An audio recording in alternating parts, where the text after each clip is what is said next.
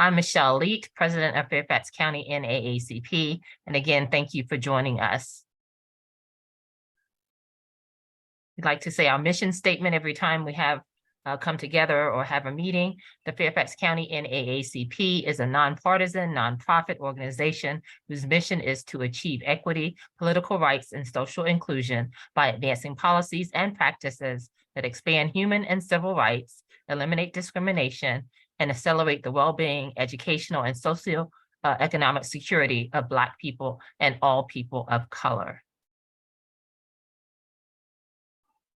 This is our agenda tonight. It looks short, but we have some great advocacy reports coming in from our education, housing, justice, and political action committees. But first, we will get started with prayer and inspiration from Jeannie Ivor. I believe she is on. Just chatted with you earlier from our Faith and Religious Community Committee. Thank you, Michelle. I want to welcome you to the NAACP Fairfax County Branch monthly meeting. I want to thank the executive committee, committee chairs, and all those members who engage in the work to better our society and better ourselves. And I am reminded this evening to reflect on the NAACP mission, to just soak in those thoughts, to ensure the political, educational, social, and economic equality of rights of all persons, and to eliminate race-based discrimination. This has been the mission since 1909. Tonight, I want to offer a prayer from someone who fought for justice, Alan Stewart Patton, who was a South African writer and anti-apartheid activist.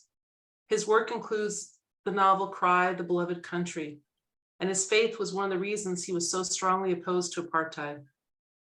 So now, a moment of reflection and prayer with a justice prayer. Let me not be afraid to defend the weak because of the anger of the strong, nor afraid to defend the poor because of the anger of the rich. Show me where love and hope and faith are needed. And so open my eyes and my ears that I may this coming day be able to do some work of peace for thee. Amen. Thank you. Amen. Thank you.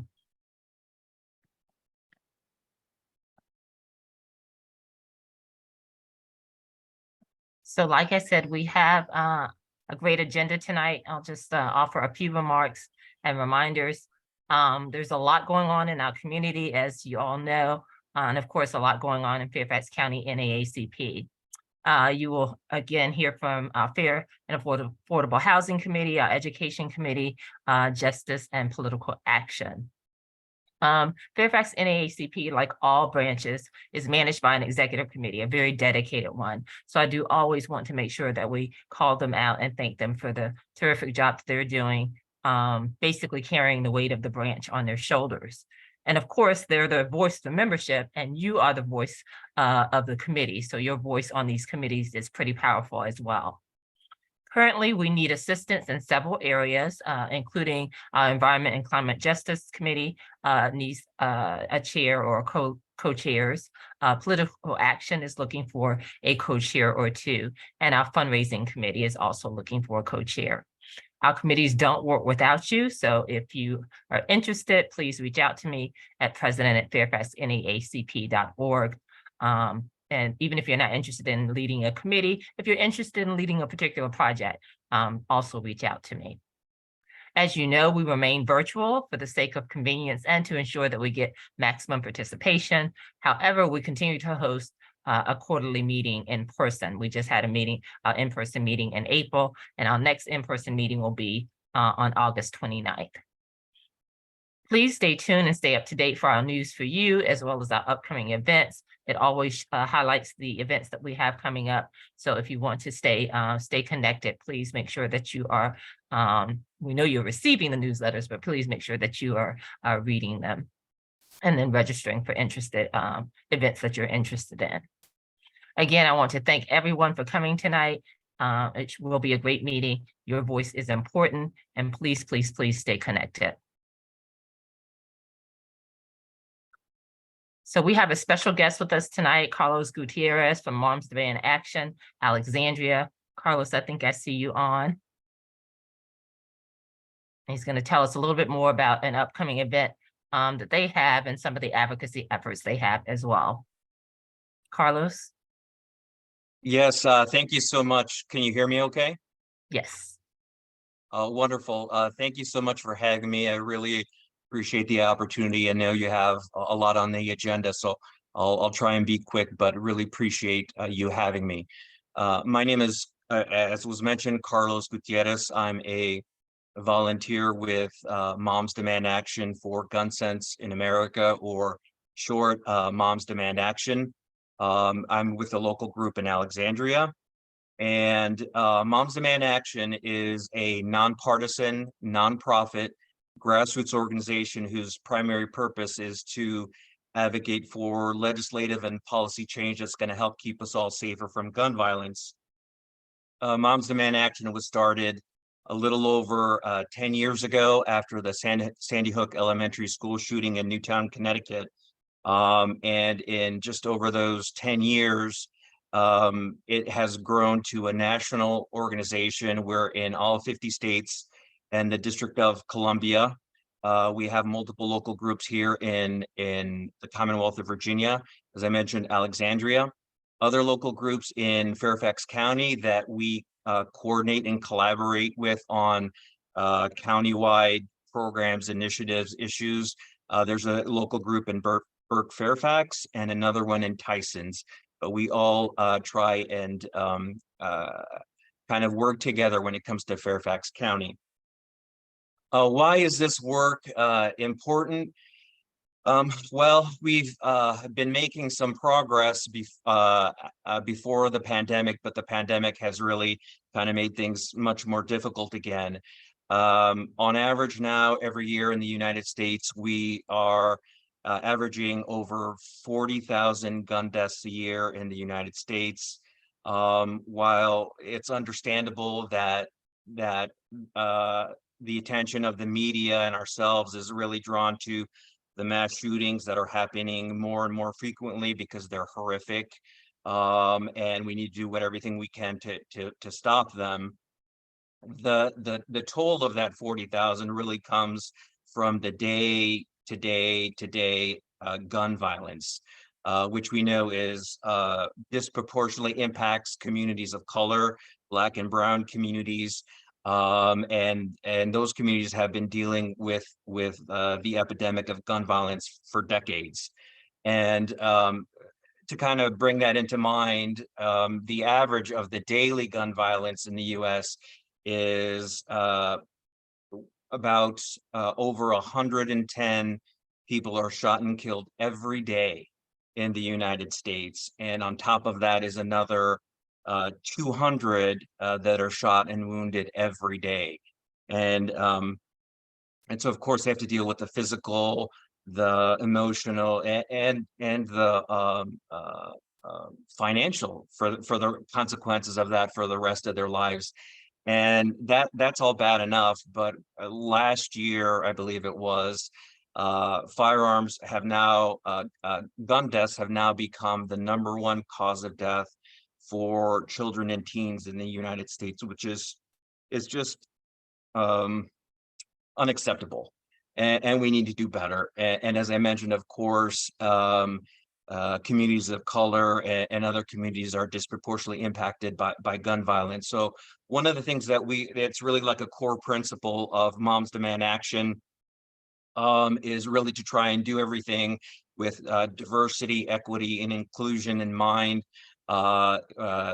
racial, ethnic, all kinds of backgrounds, faith, but we want to make sure that we're identifying and raising the voices of those communities that are disproportionately impacted by gun violence. Like I said, some of these communities have been dealing with this for decades and decades, and more recently, sometimes it's not until particular parts of our country or community are visited by the scourge of gun violence that then people start to take notice. We want to make sure that all voices, but especially the voices from those disproportionately impacted, have a voice and a seat at the table.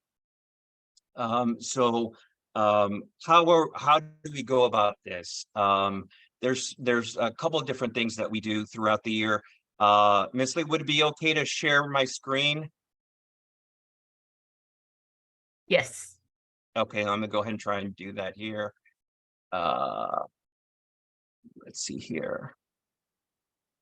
Okay, I'm gonna try and do a quick, just.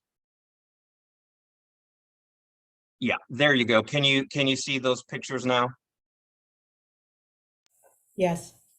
Okay, so one of the things that we do every year in January is have Advocacy Day, where we ask as many of our volunteers throughout the Commonwealth to descend upon Richmond and advocate, as I'm saying, for gun safety laws and gun violence prevention.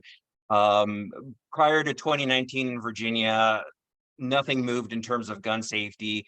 But after 2019, when the General Assembly was flipped, we were able to get some more things passed. And so this is one of our big events every year where we have everybody go down to Richmond and advocate for safer gun laws.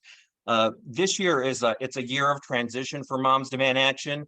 You see the lady here on the left is our founder, Shannon Watts, who after 10 years has announced that she's stepping back. She's done a phenomenal, amazing job. And now we have Angela Farrell Savala, who is now will be our executive director and carrying the group forward. And as a senior vice president of community engagement and development, we know that she's gonna keep us going forward with the diversity, equity, and inclusion in mind.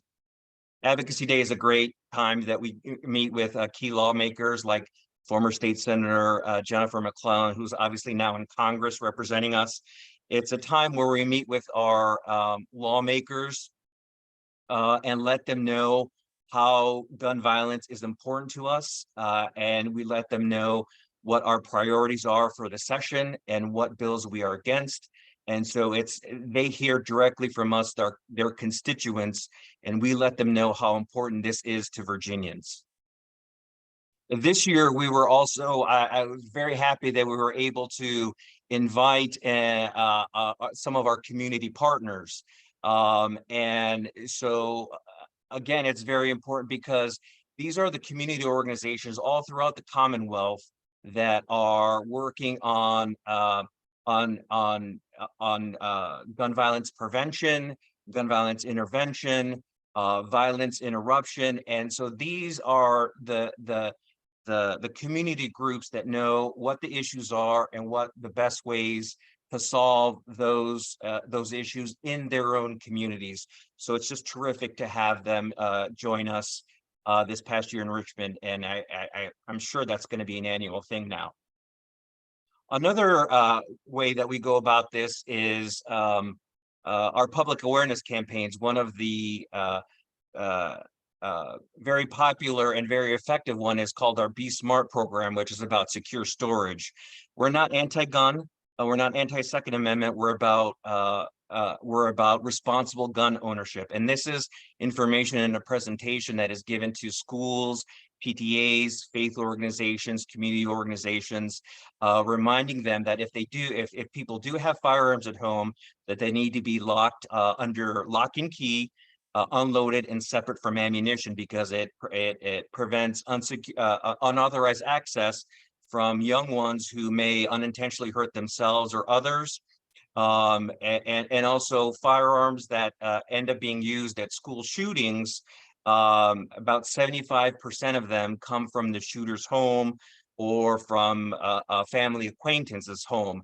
So if we keep them locked away, then that will help prevent a lot of the issues that we're having.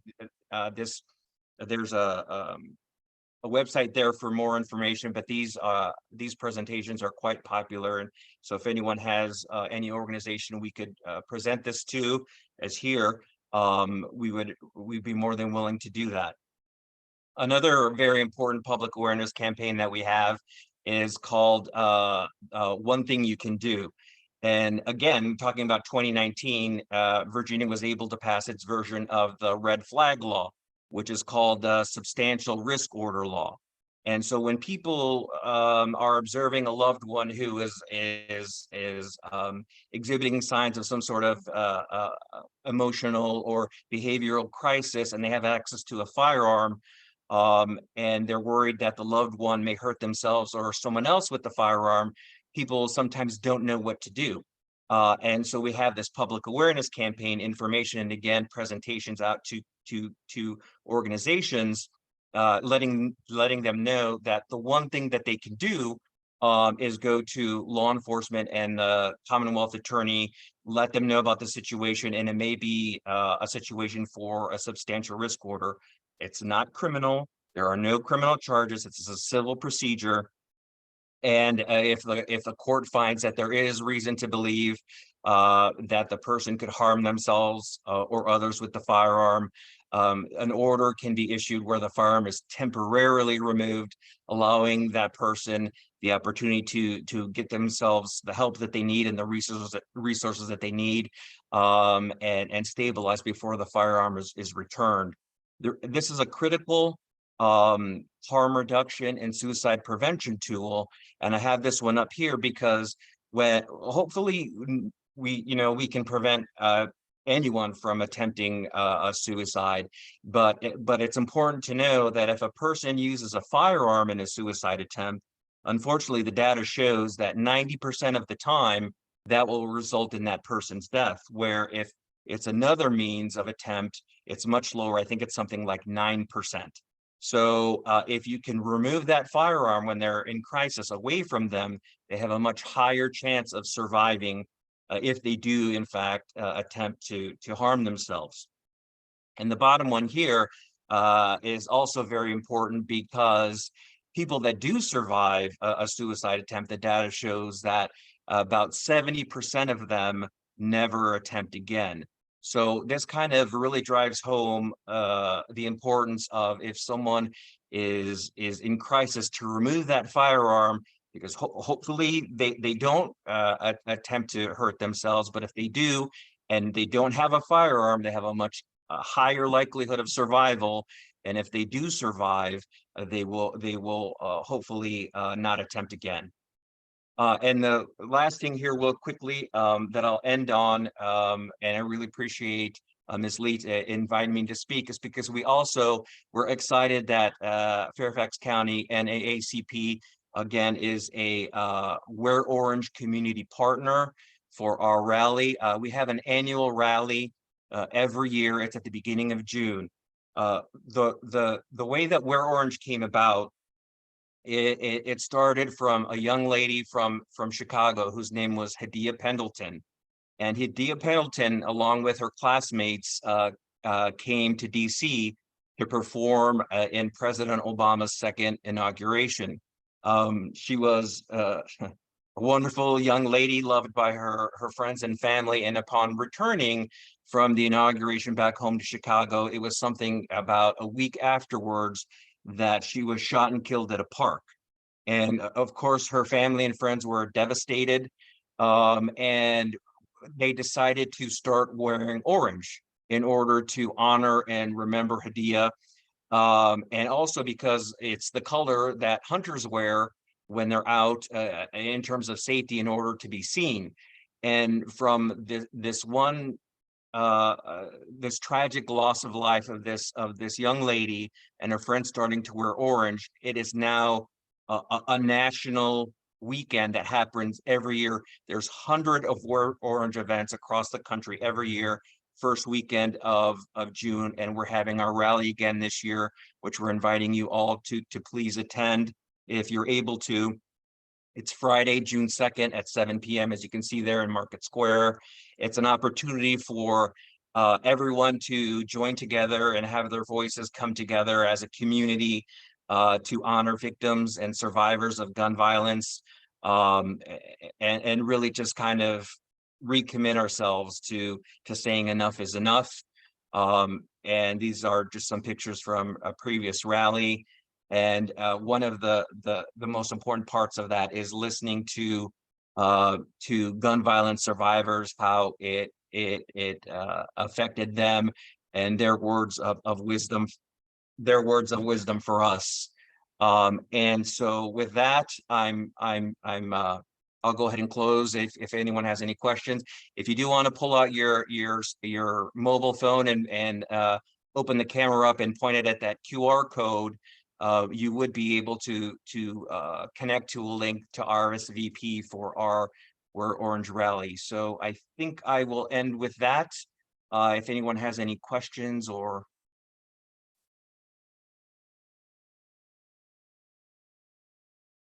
I Okay, don't great. see any questions. Great. Well, thank you so much for the opportunity and the time. Thank you so much. Thanks, Carlos.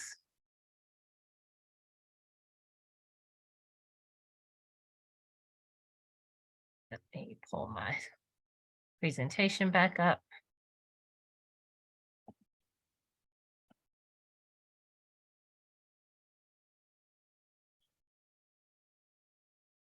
Okay, so we had an opportunity last meeting to talk about the advocacy agenda. In fact, the entire meeting, entire April meeting focused on the advocacy agenda. So, but if you were not in attendance, want you to be able to view the advocacy agenda. So this is just a QR code. As Carlos said, if you want to pull out your phone, you can get to the advocacy agenda from this QR code. It's also on our website, fairfaxnaacp.org, and you'll find it there as well, 2023 advocacy agenda. So I'll pull the QR code up again later in the meeting too. All right, so we are going to jump right into our reports. I don't see Dr. Hampton on yet. I know she'll be here, so I'm going to skip ahead.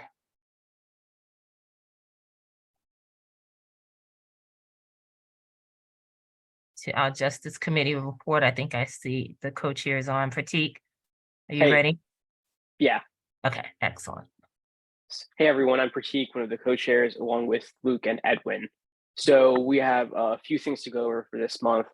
First of all, with the Timothy Johnson case, we're still awaiting Commonwealth Attorney Descando's announcement on what's happening with the special grand jury. There's really not much more to add other than what Descando said last month regarding getting an indictment with the special grand jury.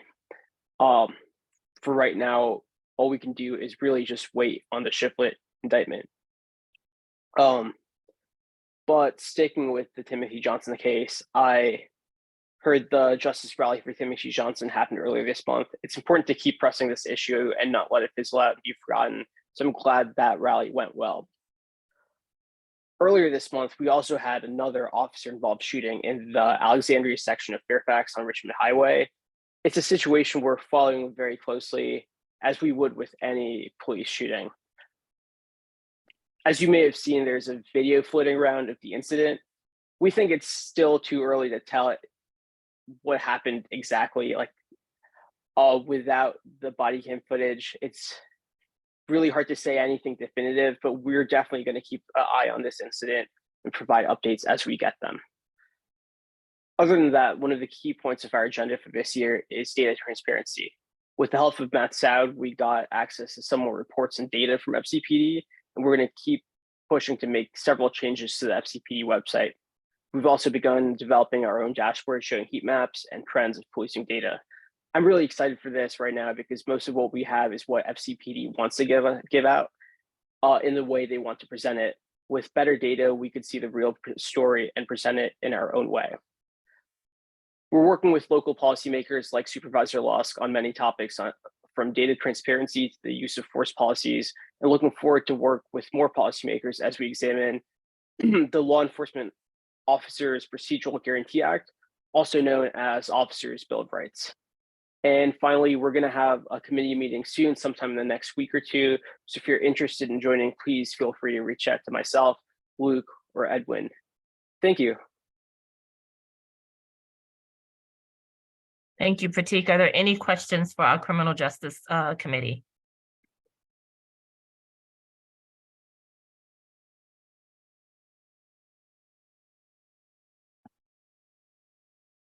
All right, I don't hear or see any. Pratik, you mentioned an officer involved shooting that took place earlier, just for those who may or may not have read about that. Can you just give a just a brief overview of what we know to have happened? Yeah, so there was an incident that got physical with a suspect and police officers. Right now, we have statements from the police officers saying the suspect tried reaching for their weapon, had the weapon. The suspect was able to get into a police car and was controlling the police car. This happened in a gas station, McDonald's parking lot. So like there was like the suspect had control of the car. He like reversed the car. There was like an officer on top of him. And sometime during that interaction, multiple bullets were fired. The suspect was pulled out of the car, thrown onto the ground, and then they fired more bullets, which I personally see as very troubling. But we didn't really have a clear vantage point from the footage that we saw. It's really hard to tell right now exactly what happened. But as soon as we get the body cam footage, we'll look at it and we'll let everyone know exactly what we saw. Thanks, Pratik. And that's another reason why we really haven't put out a statement about that, because the information isn't it's not entirely clear. We do expect that the officers involved, their names will be released within 10 days. And the body cam footage released in 30 days. And I think we also expect that the medical examiner's report will come out soon as well, correct? Yeah, I think Luke said it usually comes out within 10 days. Okay. Any other questions for the committee? Thanks, Pratik. We appreciate everything you guys are doing. Thank you. All right, so Dr. Hampton said she'd be here in a few minutes, so I am going to move to, is Vice President Camlin on? Yes, I'm on. Oh, you are, okay. Are you okay to go, or? I can Yes, skip- I am Okay, switching devices right now, so I need to jump off one and get on another, and it will need and then I'll share my screen. So Okay. I'll do that well, now. while you're doing that, I'm gonna go over some of the activities coming up, if you don't mind. Okay. Okay, excellent. All right, so we have a few things going on coming up. I'm sure you've been seeing the emails, but we are doing our office hours twice a month, first Monday and fourth Thursday. And that's just the opportunity for anyone to call in. You have questions, you want to hear more about a particular topic, you want to tell us about something going on in your community. But it's a great way just to kind of get one-on-one time with the executive committee. So our next office hours is this Thursday, as a matter of fact. Let's see what else we have. The Wear Orange, as Carlos mentioned, we are a community partner with them. So if you can attend the rally, please RSVP. And again, that is on Friday, next Friday, June 2nd. We also have a youth council meetup. We are re-engaging with our youth council, trying to prepare them for the next generation. So if you have know of a youth or you have a child yourself that you want to participate in the youth council, they are having a meeting on June 3rd. And the information about that is they're all in the newsletter. You can register or RSVP there. The Tenor Hill Music Festival is coming up. It is on Saturday, June 10th. I know we had a great time last year and years prior. So if you love good music, it's a great place to come out. We will have a membership table there, but it's just fun to come out and enjoy. Those of you who know Ed Henderson, one of the founders of Tenor Hill, but they sponsor this music festival every year. And like I said, it's usually just a lot of good fun.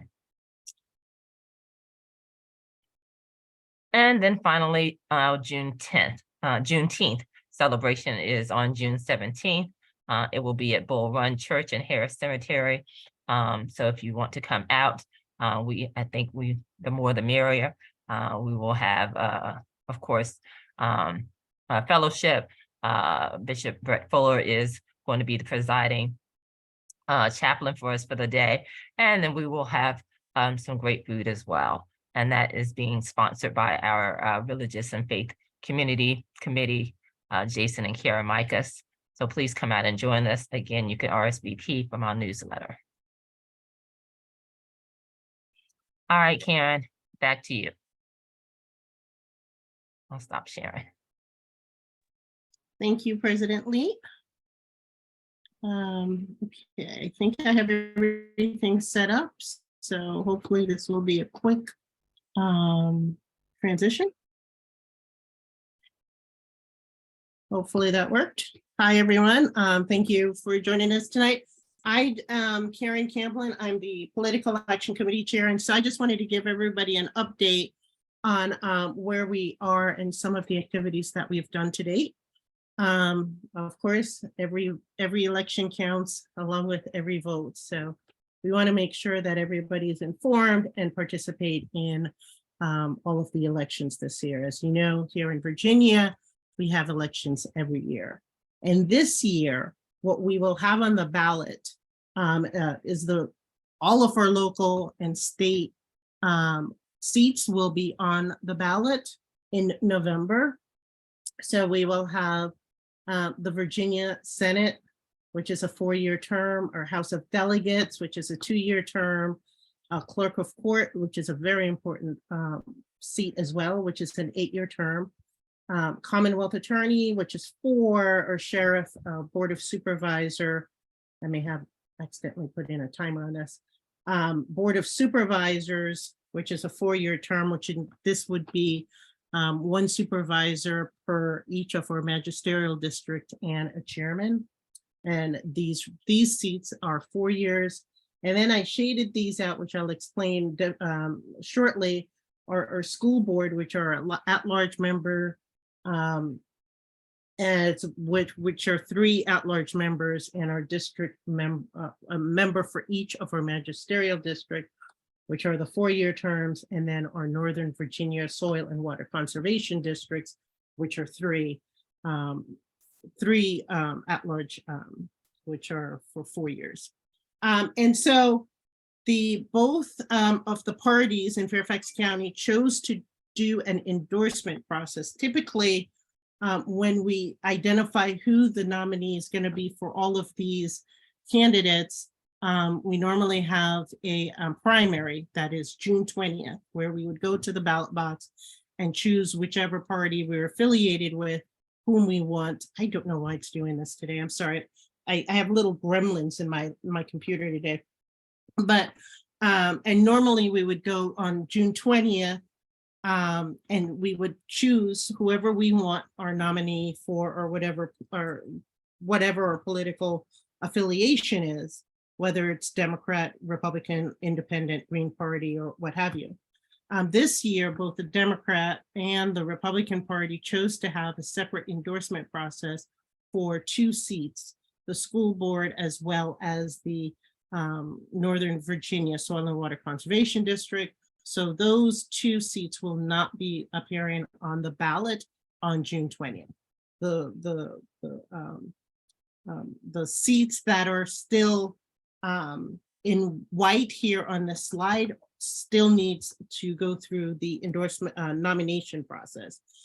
There are some districts within Fairfax County that the Republicans have chose to also do a caucus. I have not heard any information on how those seats, nominees for those seats are going to be selected, but the Democrats will be moving forward with a primary with these remaining seats. As I said, the Republican and the Democratic Party have already gone through their endorsement process. So these are the school board nominees that will appear on the November ballot. Now, remember, they've already gone through the endorsement process. These seats will not appear on the primary ballot on June 20th. So these are the nominees for the at-large. As I indicated, there can only be 3. In November, we'll be choosing from any of these 6 nominees. And then we also have, these are the nominees for both, and I hope it's large enough for you to see, but the nominees for the Mason, Braddock, Dranesville, Franconia, Hunter Mill, Providence, Springfield, and Sully did not need to go through endorsement processes because some of them, there was just one candidate, so they automatically move forward with.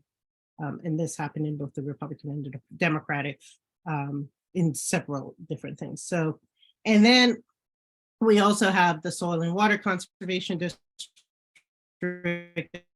Republican seeking endorsement as for the Democratic nominees that are going to be moving forward with the November ballot. And then again, we have not gone through our primary yet, which is June 20th. So these are some very important dates to remember. Last day to register for the primary is May 30th, but we also have same day voting. So you would be able to vote on same day registration, but I highly recommend that we get all of that figured out before you walk into your polling location, because you want to make sure your vote counts as a regular vote. So last day to register. And when I say register, I also mean if you moved, you need to update your address and just make sure that your status is current, and just do that by May 30th. The earlier the better, just in case there are any issues. That'll give you an opportunity to go down to the election office in person and clear up any issues that may still be pending. We are currently in early voting for the primary. This ends on June 17th. It's great to just go in and vote early. You don't have to worry about lines, and it's, safe, COVID safe. And then the actual election day when you would go to your designated polling location is June 20th. Now, I want to make sure and impress upon everybody, it really, really is important to just check your status anyway, because we just went through redistricting, and I'm going to keep bringing this up until we hit November. You can either go to vote411.org or elections.virginia.gov to check your status. Because of redistricting, some of you may have a new senator or a new House of Delegate. You may be in a new magisterial district on a county level. There's a possibility that your voting location may have changed. So I cannot impress upon you enough that it is very important to check your status, make sure that everything is copacetic and you're able to vote. And then we've got some upcoming events. Save the date, beginning at 2 p.m. on June 10th. We will have a meet and greet where we're going to invite all of the candidates to come out and just have an informal conversation one-on-one. So this is a great opportunity to get to meet all of the candidates that will be on the ballot in November, and just to be able to ask questions. So we will have light refreshments. It'll be at the Chantilly Baptist Church, beginning at 2. More details will be coming out of the branch shortly. And we are currently trying to reschedule. We were to have a candidate forum for House of Delegates, District 7. We are in the process of rescheduling that date with the candidates, so stay tuned.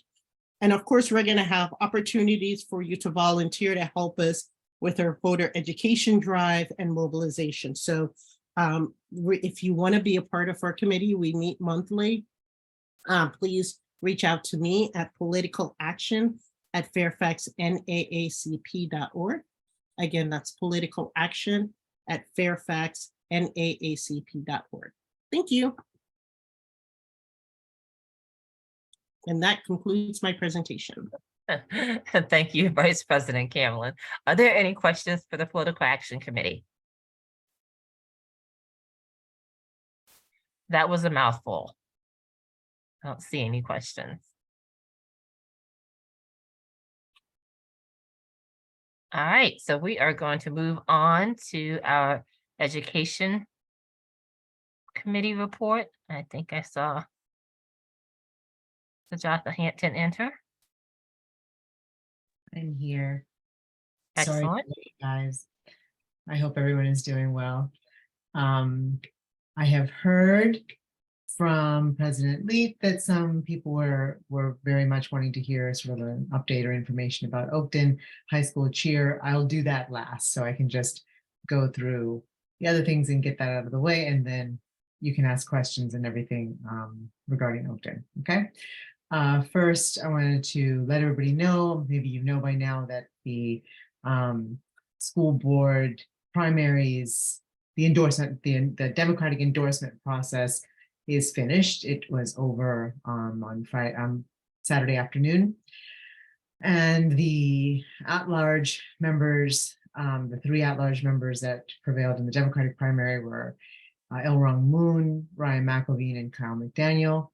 In Hunter Mill, Melanie Marin won, and in Mount Vernon District, Mateo Dunn won. There are issues about, some of these races that you may have been reading about or hearing about. When I get to the end, if you want to ask questions about those, I'll be happy to answer to the degree that I can as well. But I just wanted to at least let you know that that is what happened. And for I'm grateful for those of you who came and joined us for our candidate forums that happened last Saturday and last Monday. So many of you may have seen some of that, some of the conversations that happened, and then read some of the things that happened. And also heard about what the endorsement process was, which I've explained before, but it was a very small, number of people who got to vote in that. I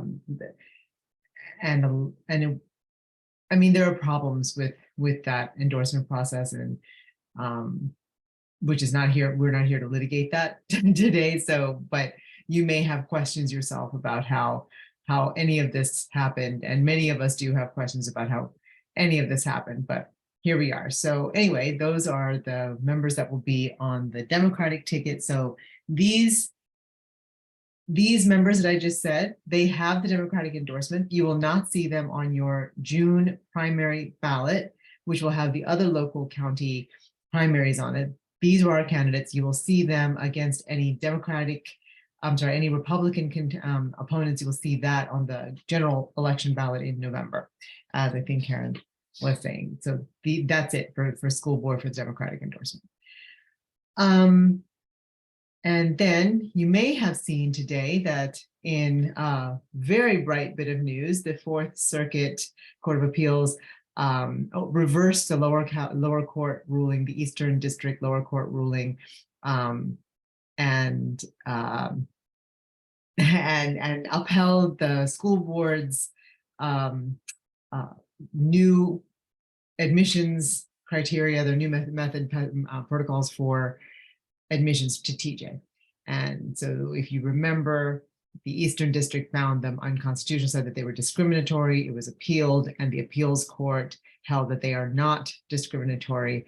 I will put in the chat when I'm finished, I'll put in the chat the NAACP Legal Defense Fund had a small write-up about it. Also had some quotes from a lot of our, we were involved in the amicus brief that was filed on behalf of the Virginia NAACP and Legal Defense Fund. And so it's really good. So I mean, chances are they're going to take this all the way. They'll take this all the way to the Supreme Court, chances are. And you don't know, considering considering the nature of the Supreme Court right now, we don't know what would happen there, but that is that happened today. And so we can we can all be happy that that happened. And so you live to fight another day for that school. So that was good. And that is what I had to report. Oh, I think also, I think I might have mentioned that the SOLs that I talked about, I mentioned them many times. The new set of SOLs were approved by the Virginia Board of Education in the January standards. I think they were approved. I don't have the date that they were approved, but they were approved. They're better. They're not as good as the originals. They're better. They had a lot more factual information, and there were specific people went to a great deal of effort. A lot of very smart people went to a great deal of effort putting line items into place so that they could try to cobble together something that made better sense than what the Governor Youngkin's Board of Education tried to do. And so they're much less terrible than they were. So, I mean, I'm not going to count that as necessarily a win, but it's definitely not as awful as it could have been. So there's that. And with regard to Oakton Cheer, you may have seen our statement, so I don't want to be repeating myself. If anybody has questions, you can ask. I think I saw a couple of things coming through the chat, but I didn't read them while I was speaking. If anybody hasn't, I mean, I don't know how you'd like to handle this. If you have a preference, President Leet, or I could just take questions. You had mentioned some people had. Yeah. Either way, I don't know that everyone is tuned in, so a brief overview and then maybe take questions. Sure. So in March, before spring break, truly horrible email was sent anonymously to Jillian Dominich, who was or is the cheer coach at Oakton High School. She's very young. She's in her early 20s. And it was basically tacitly sort of implicating her in something. I've just never seen anything like it. It was an email that referred to basically saying that, quote, colored people cannot be, should not have any part of the cheer community at Oakton High School. And that's sort of the long-standing, it hasn't worked out in the past. Our last coach had strong dark features, didn't fit with us. That kind, I mean, I have never, honestly, I can say I've never seen anything like it. So it was really terrible. And the nature of the email is what made it singular, because we see racist emails all the time that use the N-word, really, that kind of thing. We see that kind of thing all the time. But this is just the nature of it was singular. So when I was at the strategic planning meeting, which was April 24th, that email was sent to me anonymously by somebody. So it had been sent to leadership, or sent to the staff. That coach sent it immediately to her principal. Principal sent it to the gatehouse leadership, central office leadership, and not enough. I mean, nothing of any real significance had been done. They said they had done. Dr. Reed, when I don't want to say confronted. I didn't confront her. I just went and said, I just got this thing. Have you seen this thing? And she said, yes, we've seen it. We did an IP address search. So they tried to find out who had sent it. They were unsuccessful. But really nobody had been talked to. The prior coach hadn't been talked to. There was another coach, a white coach from the past, that had been name dropped into the email. She had not been spoken to. The cheer team had not been convened. The parents had not been informed. Nothing had happened at the time that I got that email. So, but that's why it was sent to me. It was sent to me because nothing had happened. So, I mean, clearly a month had gone by. Somebody was waiting for something to happen. Nothing happened. So they sent it to me so that something would happen. And yeah, indeed, something has happened. So, just through, but it was not, I will tell you, it was not easy. That was not easy work. It was just hammering every single day. Like, I mean, maybe not every single day, but what's happening? What's happening? What about this? Have you done that? I mean, just a lot of stuff. And now what has happened is that at Wednesday of the second Wednesday of this month, I saw Dr. Reed at a different meeting, unrelated meeting in the evening of that Wednesday, and I said that we have lost all faith in staff and FCPS's willingness and ability to handle this properly. Because when I say they were sending out terrible responses, just, sort of like thoughts and feelings, thoughts and prayers type emails were going out, a voluntary meeting of the cheer squad. No, not even a mandatory meeting of cheer squad. So, and to which 10%, like 20 people were there. There are a lot of people on this team, 20 people, including the kids and the families were at that meeting. So how can, and then she's sending out emails saying things like that, the principal sending out emails saying things like, the cheer team stands 100% behind this sentiment that we are not racist. We are Oakton. This is, racism has no place here, which is what we always hear. We always hear racism has no place here. I mean, just such awful responses, despite Dr. Reed did ask me to give, she asked me to be a quote thought partner with her on the responses, which I tried, and I gave line edits. They were not taken. So basically on the second Wednesday of this month, whether that was last Wednesday or the Wednesday before, I can't tell, that I said we would like an independent outside investigation. And she said, that might be something we can do. And then, of course, the next day I followed up as though that was happening. Well, I spoke to Dr. Reed and she said that we're going to do this, so that kind of thing, and CC'd everybody. And that is what they're going to do. So they're going to do an outside independent investigation. But after I asked for it, I then found out from other people that they, once they've done that, they are not. They don't ever release the full report. They give their doctor the comms report. Well, the bulletproof. This is what happened, right? So we did an investigation and we found ourselves whatever non-culpable. This didn't happen. Who knows what they would say. So I did add in our statement that we put out, that came out that week later, I guess. I don't remember. Again, I don't remember what this past week, one of the days of this week, we put out an emergency statement at the same time, that the same day that it was dropped by WTOP and everything, that was all coordinated. And then we put out the statement and we asked not only for the investigation, but also for the full report, so that we could actually see what's happened, to assure that the students and staff are safe at Oakton High School, because it's a long-standing problem. It's been going on. The letter said that that's the culture here.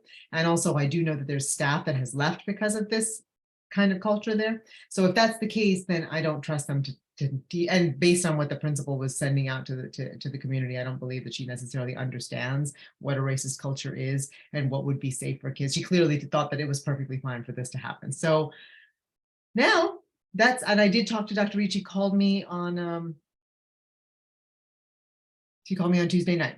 So she called me on Tuesday night and she told me officially, I already knew that it was official, but she told me, because WTOP had reported it, she told me that it was officially they were going to do it. I did ask for the report. She seemed to have no problem with that. We'll see what John Foster says. That's FCPS legal.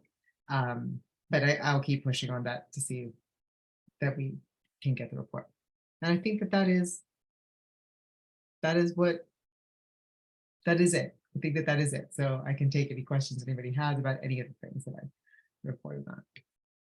I saw somebody had their hand up, but I missed who it was. Oh, Brandon Cassidy. Brandon.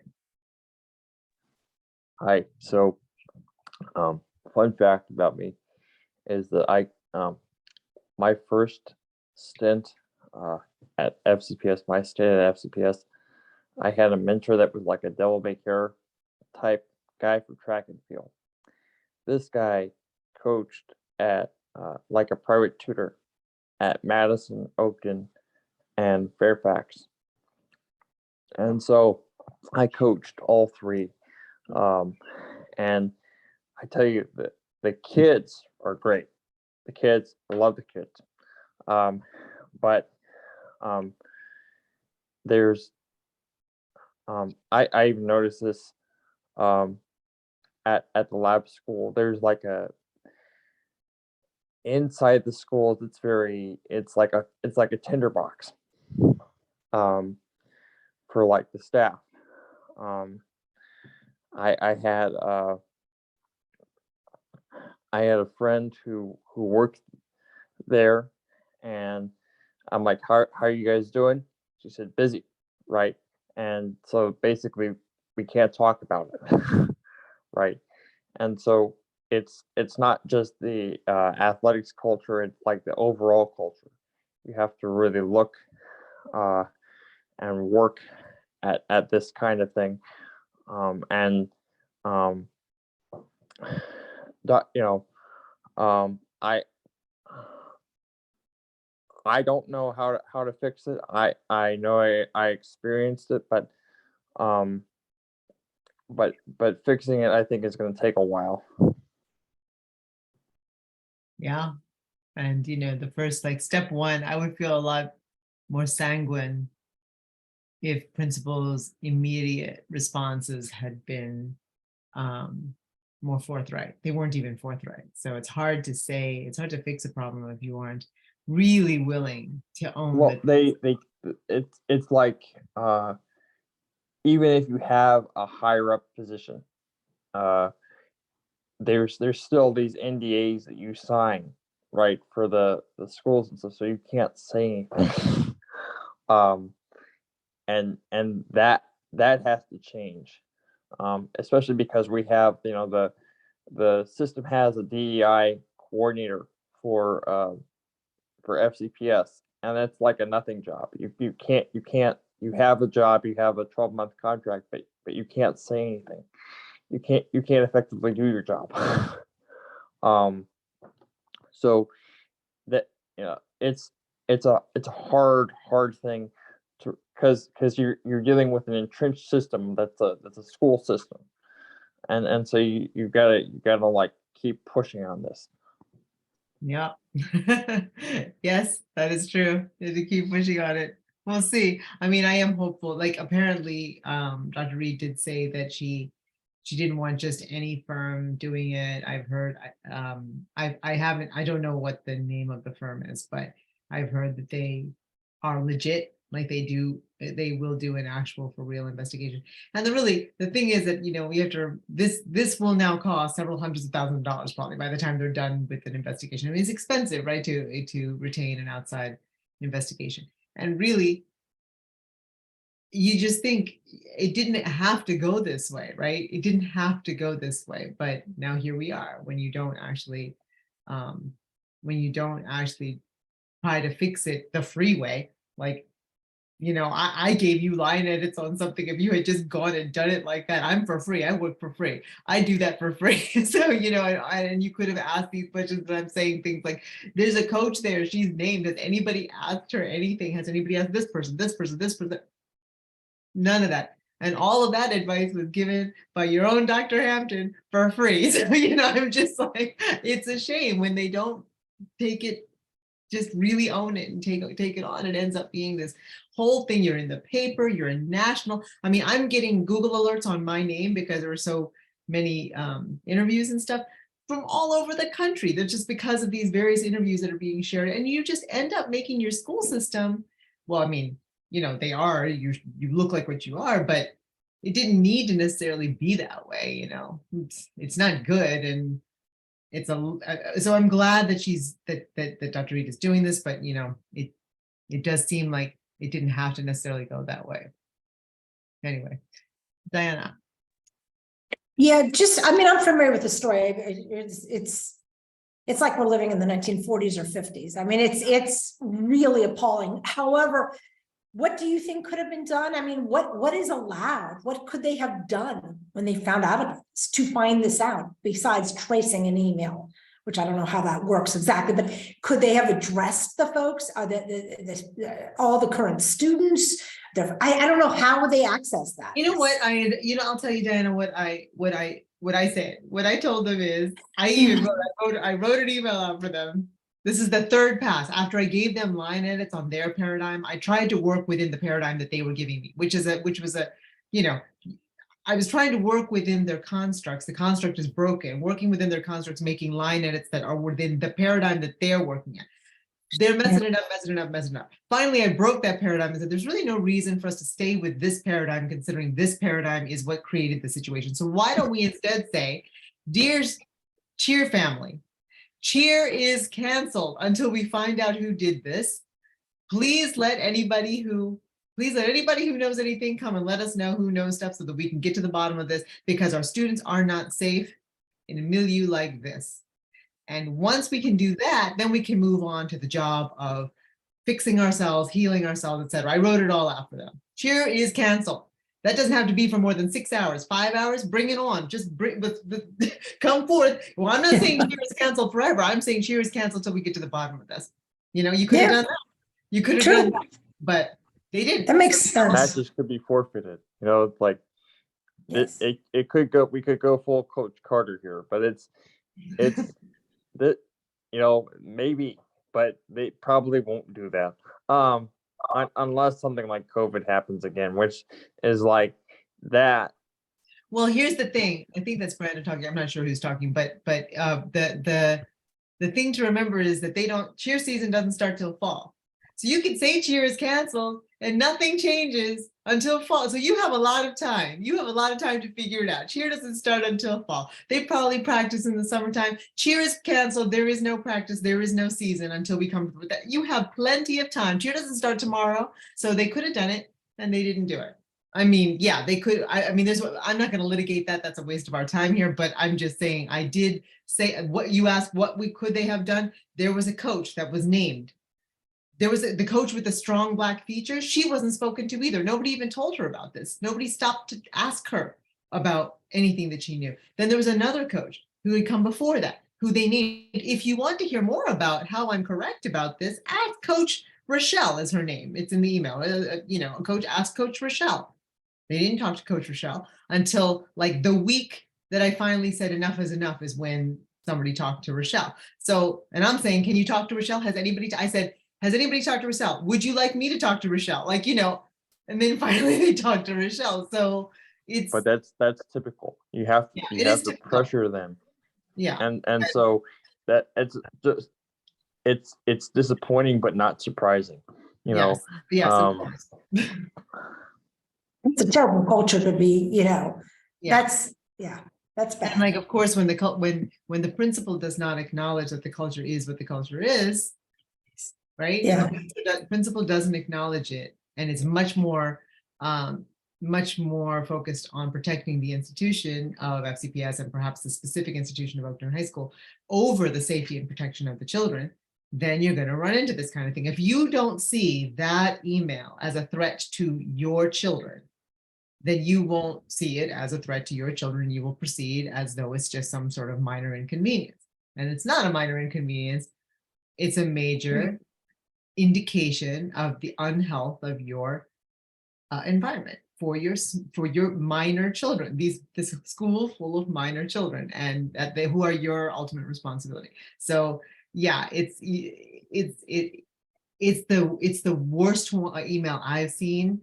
And you know, it'd be nice if it was sort of, I don't have a lot of faith that it's going to change anything, because, you know, schools are microcosms of the nation. They always have been. They always will be. And, you know, and so like, we haven't solved racism in America. So why do we think that we haven't solved racism? We're still redlined, we're still segregated. We haven't solved racism in our AAP program. We haven't solved racism in any aspect, any tiny aspect of our schools or in any school. So I don't think that it's necessarily going to solve, but certainly overtake, you know, sunshine never hurt anything. So it's, you know, so it's good. There have to be consequences if there can be. Yeah. One would hope. Yeah, that's the thing. Until that happens, there won't be changes. So it's the question of who will guard the guardians, right? It's who's like, okay, we get that there's a hierarchy, but who's gonna like keep the top dog in charge when the top dog answers to themselves, and So that's the whole thing, is who will guard the guardians, right? Yeah, well, apparently we are. We're the, like, well, I shouldn't say that. We're not guarding the guardians. I guess we're the I don't know what we are. I don't know what we are, but they don't do anything until I'm just like all up in their business. So, And that's it. hang in there, because that's typical. And just you gotta keep at it. I'm on the ACSD, so I'm and this is part of why, right? Is Yeah. I'm like, and so it's very frustrating, because I said the really frustrating thing for me is that the normal kids in the system get special ed jobs as special ed majors, masters, kind of thing. Yeah. And the special ed kids, they get to work at Walmart. They get to they're not the people that have the social experience of special ed are not in there. They're not recruited like that. And Mike told me he'd get back to HR on that, but it's like, get me people that are not custodians, that have been through special ed, and get me people who are administrators in special ed, that have been through special ed, as students, not going to university programs to major in special ed, but actually have that special ed experience. Give me a blind teacher, Yeah. give me a deaf teacher. We're right by Gallaudet, so there was no excuse. Yeah. But come on. Yeah. There are many, many, many grievances, and they all have legs. So it's a thing. I wanted to just, in the chat before we move on, somebody said, were there 0 reactions or public statements from the school board? I did speak to Karen Keys Guevara. She, I don't know what she did. I don't know what she did, but I haven't heard a public statement from anybody.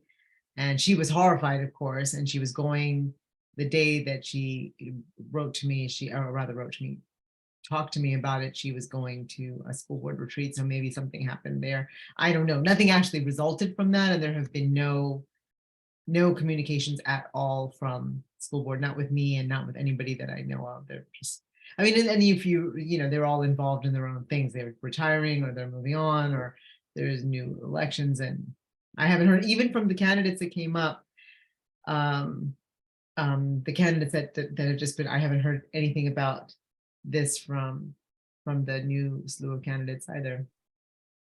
And I'm sure, I mean, it was in the news. So you'd think it was in the news, and we were in the news, and my name was in the news, and they all know how to reach me, and nobody has reached out to ask anything about it. So Would it be okay to reach out personally to Karen Keys? absolutely.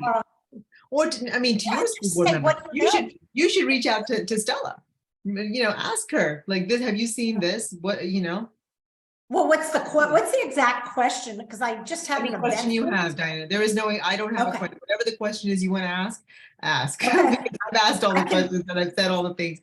And if you want, you can, I suppose that there's this question. Why didn't you say anything? What is the problem? Is it because you're running for something else? Because this is pretty gross. So why didn't you say anything? That's really everything else is being handled. There's going to be an outsider, but there's nothing else that I don't need them for anything. So you could just ask them, what is governance about if you're not doing policing that? Anyway, we have now spoken for a great deal of time, and I'm sure there's more to do, but I don't want to shut it down if there are other questions. But Michelle, Thanks. you can rein it in unless you have some other questions. I didn't see any other questions in the chat. There was a question, I'm sorry, about the next school board meeting. I believe that's on Thursday. Yes. So good time to show up. Yeah, And I think that the speaking slots will already feel. They'll be taken already, but you could come and they're not going to be talking about it. So, because it's not on their agenda. And what they haven't said anything. So it's like, anyway.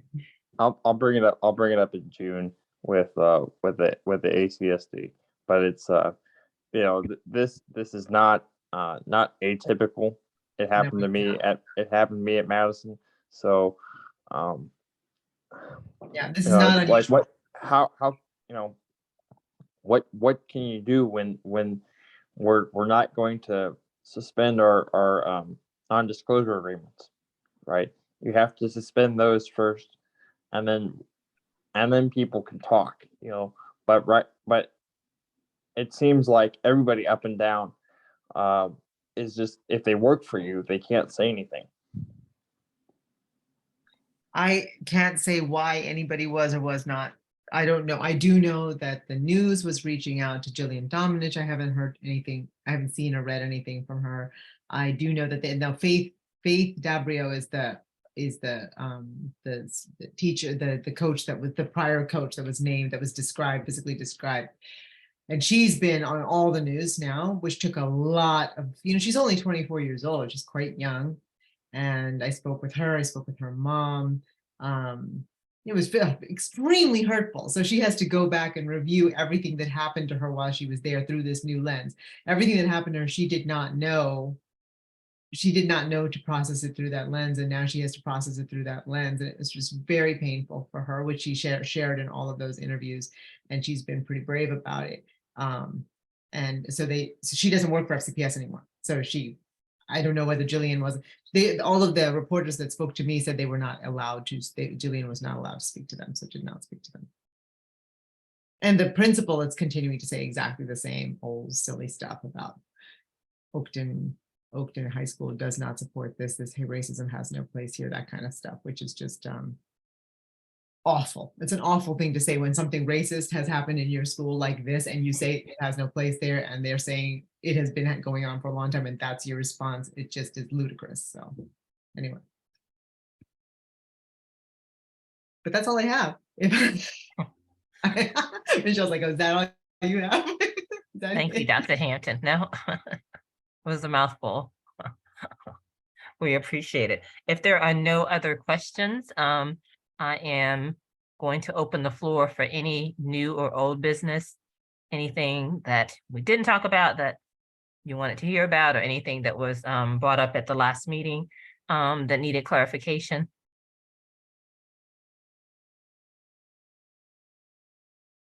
All right, well, hearing none. Oh, thank you, our membership chair, Jenny Igo, posted the FCPS calendar, so you can download it there, but the next school board meeting is on Thursday. What time do they start? They usually start around 7, but they're usually late, but they start at 7 o'clock. All righty, so I am. Yes, they do go long, that I remember. So you do need your patience hat, but they're very interesting. All right, well, if I don't have any new or old business, I am going to ask for a motion to adjourn. Anybody can make that motion?